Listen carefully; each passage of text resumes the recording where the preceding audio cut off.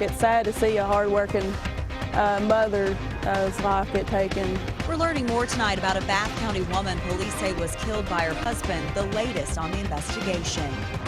Tornadoes tore a path of destruction across parts of Indiana today. We'll hear from some of the people who now have a lot to clean up. He said he wanted to hold a church service for inmates, but what police say a man brought into a Southern Kentucky jail led him to being arrested.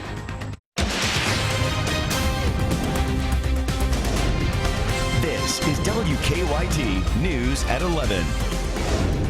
Good evening to you. Thanks so much for joining us tonight. After a sunny day, a few storms rolled across parts of Kentucky tonight. And it looks like steamy air could lead to even more storms tomorrow. So we begin tonight with our chief meteorologist, Chris Bailey, and your no-wait weather forecast. Chris. That's the trend we're in, guys, and we're going to be stuck in this pattern for the past several days. Big thunderstorms, tornado outbreak into parts of Ohio and Indiana. Some of those storms crossing the Ohio River earlier and then weakening. The air across central and eastern Kentucky just could not support thunderstorms this afternoon. A lot of that action still hanging to our north and northwest. I believe at last count, we were pushing close to 40 tornado reports today into Indiana and Ohio alone. That is absolutely incredible. Future radar, hour by hour. We go through tonight, early tomorrow morning. Again, look at that action staying well to our north, though a little isolated shower thunderstorm is certainly a possibility as we go into the morning. A lot of that will hold off until the afternoon. And even then, I'm just talking about a scattered thunderstorm. A lot of humidity in the air, upper 80s with a 90-degree temperature, certainly a possibility where you live. As the 3H weather returns from the south, we've got hazy, hot, and humid weather on tap and the occasional thunderstorm that tries to join the party as well. So summer storms back in, a brand new hour-by-hour forecast, and a look at the tropics at 11:13. Police call him armed and dangerous. Tonight, the search continues for a man police say killed his wife at a Bath County home. Police say they found 44-year-old Judith White dead today at a home on P. Sticks Road near Owingsville. They say she had been shot. Police are asking for help finding her husband, 42-year-old Christopher White. This is a picture of him that police sent to us tonight. Monique Blair has the latest in our top story at 11. She's a very outgoing woman, lovable woman. Loved her family, hard-working woman. 44-year-old Judy White's family members tell me she's known as a hard worker. So when she didn't show up to work Wednesday morning, her boss was concerned and asked police to check on her. Police say once they got to the home out here on P. Sticks Road, they did find the body of Judy White. First, my heart just sunk. It's sad to see a hard-working mother's life get taken. Neighbors tell me they didn't hear any gunshots, but the Bath County coroner says sometime after midnight Wednesday, White was shot to death multiple times. Right now, state police believe her husband, Christopher White, is responsible for her murder. It always seems that it happens to the good ones, and obviously he's not the good one, and here he is out now, well, pretty much now running for his life, but I mean, it's not fair to her. Powell County Sheriff's deputies say they spent the evening Wednesday searching near the Red River Gorge because they think Christopher White could be in that area. White is considered armed and dangerous. He was last known to be driving a 2015 Jeep Patriot with Kentucky tags 165 VPE. Judy White's family tells me she and Christopher White have a teenage son. It hurts too where it's family. I mean, it hurts. In Bath County, Monique Blair, WKYT. Neighbors tell us just less than a week ago, a Bath County Sheriff's deputy was at the Whites' home after the couple had an argument. Tonight, people in Indiana are cleaning up after a series of tornadoes touched down in parts of the state.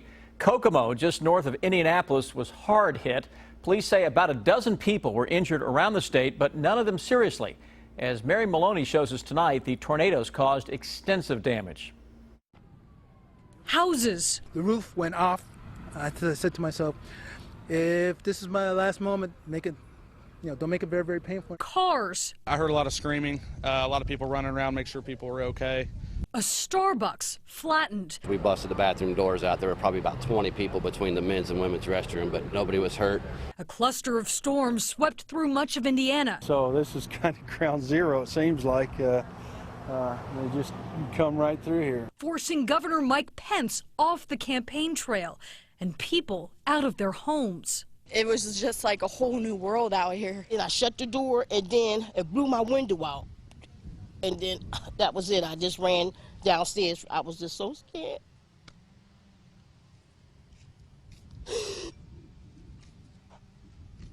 How long did it take? It was too fast. I don't know. But the tornadoes couldn't stop people's will to survive. I grabbed my dog and my disabled son who has autism and is legally blind, and we headed for the closet. And we just piled in the closet as quick as we could. It was really scary. It will take a while to pick up the pieces and rebuild what was lost. Until then, those who saw the storms have new stories to share and perhaps a new respect for the weather. It's unbelievable how much Mother Nature can just destroy a place. I'm Mary Maloney reporting. And again, so far, no reports so far of any deaths. Indiana Governor and Republican Vice Presidential nominee Mike Pence, as she mentioned, says he will tour some of the damage tomorrow. He says he'll stay in that state as long as necessary to make sure that storm victims have the help that they need. He claimed to be a minister and said he wanted to help inmates at the Whitley County Detention Center. But instead of talking about religion, investigators say a man brought drugs and tobacco into the jail. Williamsburg police say they arrested 59-year-old Gary Smitty, and they say he wasn't the only person involved in this. New at 11, Garrett Weimer talks to investigators. Police say Gary Smitty came to the jail for a church service. It wasn't long before he'd stay there himself. Tobacco's one thing, but narcotics inside of a detention facility, that kind of steps it up a little bit. Investigators say Smitty smuggled tobacco, e-cigarettes, marijuana, and meth inside the Whitley County Detention Center by stashing it inside his guitar case. Jail workers busted them when they searched an inmate, Smitty's son, also named Gary, after the church service ended. After reviewing the videotapes, we learned that during the church service that the son retrieved the items from the father's guitar case. Investigators say as they dug further, listening to recorded phone calls, they say they found more people involved with what was going on. Police say they ended up charging the older Smitty's wife, Peggy, and their other son, Joshua. They also charged the younger Smitty's wife, Melissa, and another inmate, James Goins. The investigation is continuing. As you can imagine, there's a lot of jail calls that we have to go through, and we're in the process of going through those, and we suspect that there will be additional arrests. Investigators say it was not the first time Smitty smuggled things into the jail, so they were ready when he tried it again. And try to smuggle something into the jail, because if you do, it's a pretty serious offense. So you may be in here with the person you're trying to smuggle it into. In Williamsburg, Garrett Weimer, WKYT. Jailer Brad Lawson tells us they have church services at the jail 6 nights a week, led by different groups and churches. He says they won't let what happens spoil it for everybody. They'll just continue to keep an eye on everyone who comes inside. Students of a college in Lexington tell us they were surprised to learn today that their school had shut down. Medtech announcing in an email to students that its campus on McGrath-Iana Parkway has closed. Other Medtech campuses in the Washington, D.C. area closed in recent weeks after the Department of Education cut off access to federal loans and grants. The department claimed Medtech misrepresented job placement numbers. Some students say they're worried about their future, and others say they're stuck with a lot of debt. I was shocked. I mean, I've worked so hard to get to where I am with the school, and then to find out that it's all been for nothing, and they're showing no concern towards how it's affecting us. If you had private loans, which many students that go to these types of colleges do, it's up to the loan servicer as to whether or not you can be forgiven, and that might be what is the gotcha for some of these students. So if you have a federal direct loan, the Better Business Bureau says you may qualify for loan forgiveness. We have more information on WKYT.com. Also, Spencerian College has offered to waive normal application fees to Medtech students, but it does not guarantee that all credits will transfer. Police have arrested a man they say caused the deaths of 2 dogs by feeding them meth. The Laurel County Sheriff's Office also says 40-year-old Benjamin Burdett used meth around a 2-year-old girl. The owner of one of the dogs says Burdett had moved into her grandfather's house. Her dog was there too, and she didn't know what had happened until it was too late. It breaks my heart to know my poor little dog had to go through that. She didn't deserve it. Police charge Burdett with wanton endangerment and 2 counts of animal cruelty. They also say he's a sex offender who was not registered. New tonight, Democratic presidential nominee Hillary Clinton is defending her family's charity. An Associated Press report said that more than half of the non-government officials who met with Clinton while she was Secretary of State gave money to the Clinton Foundation. Tonight, Hillary Clinton called the report, quote, absurd, and said it had a lot of smoke but no fire. Former President Bill Clinton also defended the foundation today, saying he's proud of the work it has done. Republican presidential nominee Donald Trump called it a pay-for-play scam, and he's called for a special prosecutor to look into it. The search for survivors continues tonight in towns in Italy devastated by an earthquake. What rescuers say is hurting their efforts in 9 minutes. And then a large show of support outside a Lexington hospital tonight for a man dealing with a tough battle. Now, your hour-by-hour forecast with Chief Meteorologist Chris Bailey. Well, the summertime air certainly back in the bluegrass state today. What a far cry from yesterday's comfortable stuff to today's muggy stuff. You know what? It gets worse as we go through the next several days. This, in my estimation now, looking ahead to the weekend, may end up being the most uncomfortable air we've had for the entire summer. And you thought we were just going to coast our way into Labor Day with the nice weather that we've had over the past few, huh? Mid and upper 70s down in most areas. The AC will continue to crank over the next several days. It may not stop tonight. Your Defender radar network has nothing going on locally, though to our north still thunderstorms. That boundary has been holding up here across parts of Indiana and Ohio. A few thunderstorms got into northern Kentucky this evening, weakening as they cross the Ohio River. But look back at our day. See all of the little tornadoes here, the little red icons? Those are individual tornado reports, totaling approximately 40, I think, at last check. Several of those confirmed, obviously, and survey teams are going to have their work cut out for them up there tomorrow. But across the entire Ohio Valley, we have that tropical air that continues to surge its way on into town. A lot of that action firing up to our north today was right along a little weak warm front that continues to lift its way to the north, and that is introducing this hazy, hot, and humid air mass back into Kentucky. So that high pressure a few days ago, remember we were talking about how good of a guy the high was? Well, he's the bad guy now. He's off across the eastern seaboard, so the flow's coming from the southwest, and that is just tropical air front slowly trying to work its way toward the area. Tomorrow afternoon, chance for a scattered thunderstorm. A lot of areas stay dry. Upper 80s to right at 90 degrees. It will feel so much hotter than that, courtesy of the humidity. Thursday's forecast, rubber stamping on Friday, rubber stamp Saturday as well. Hot and humid, a threat for a thunderstorm thrown in there for good measure. Hour by hour forecast is in, and it is picking up on that near 90-degree high tomorrow. We go into tomorrow night, muggy. Upper 60s, low 70s, many areas Friday morning. Friday afternoon, right around 90 with an isolated shower or thunderstorm. 1 or 2 of those could impact a high school football game, though it's the sweat factor that's really going to be the problem on Friday evening. We go into Saturday. You know what we do?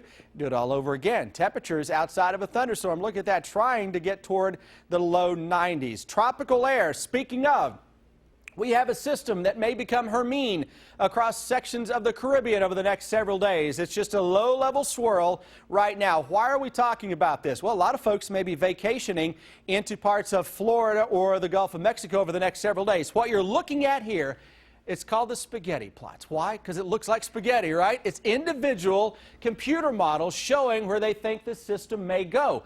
All of them target Florida.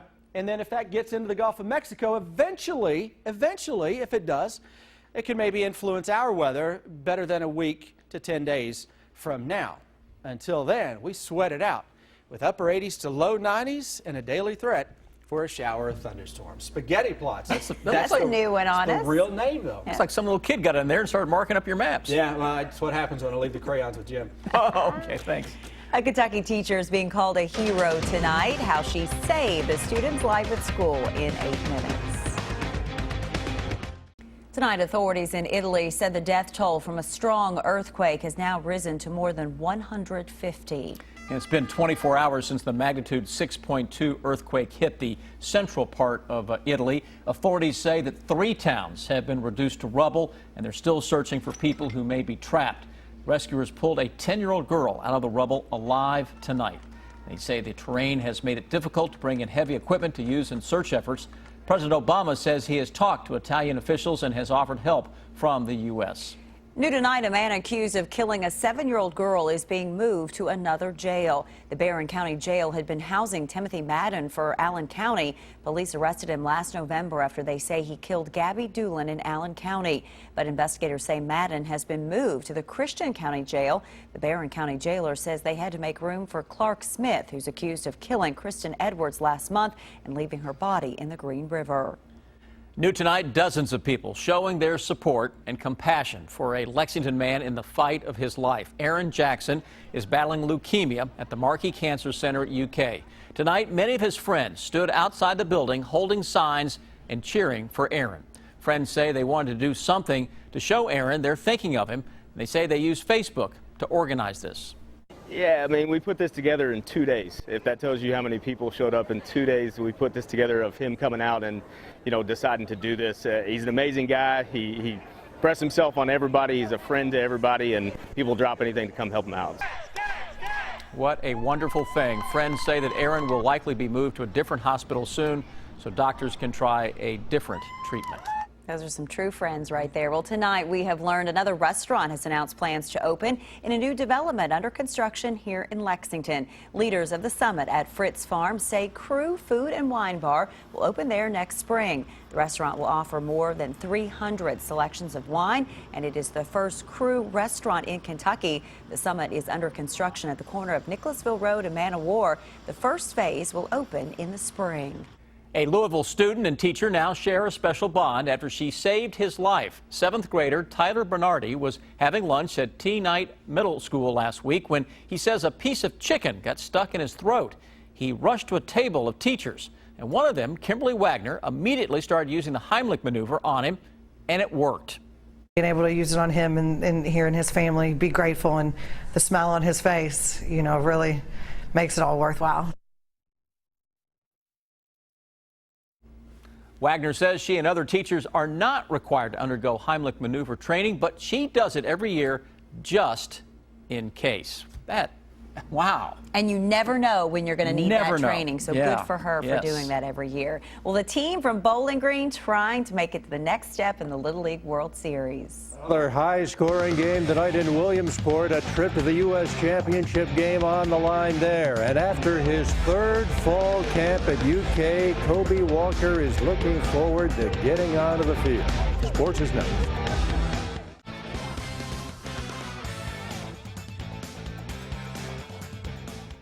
Kentucky fans wondering what the offense will look like when the Cats take the field to open the season now in just 11 days. Eddie Grant has come on board to run the offense. Last season at Cincinnati, his unit averaged about 81.5 snaps per game. That's what you call playing fast. What it will look like against SEC defenses remains to be seen, but senior defensive end Denzel Ware says it's a lot quicker than last year. Way bigger increase. I talk to JoJo a lot, that's my roommate, and I tell him, like, hey, y'all offense really runs everything that gave us problems last year during the season. So, I really, the tempo caught me off guard as well, and probably everybody else on defense. And just like I'm saying, the offense, it came out Saturday ready to play. Now, the Cats have some holes to fill in their defense. Mark Stoops saying in the preseason he needs players to come through at inside and outside linebacker. It seems like it's finally time for sophomore Kobe Walker. Walker is heading into his 3rd season at UK. He has never played in a game. Injury and academic problems have kept him on the sidelines. With all my schoolwork, I had to take that a lot more seriously. Time management. So with that, I've done a lot better with school. He's also doing well on the field. Walker is not big, 6'3", 215, but he brings a physical style of play and has good speed. He makes loose plays. He's supposed to be outside, but they're overreaching him. He comes under and makes a play. He makes good plays. Very hungry. Just sitting out 2 years, being knowledgeable of the, injuries. I've been trying to, taking care of my body more seriously as well. I'm ready. He's active when he pressures, and he can cover, so he's versatile. So we're bringing him along. He's definitely going to be an important piece of the package. Having finished up his third fall camp, Walker feels like he knows everything. But coming out of Baltimore as a 3-star prospect, he admits the last couple of years have been frustrating.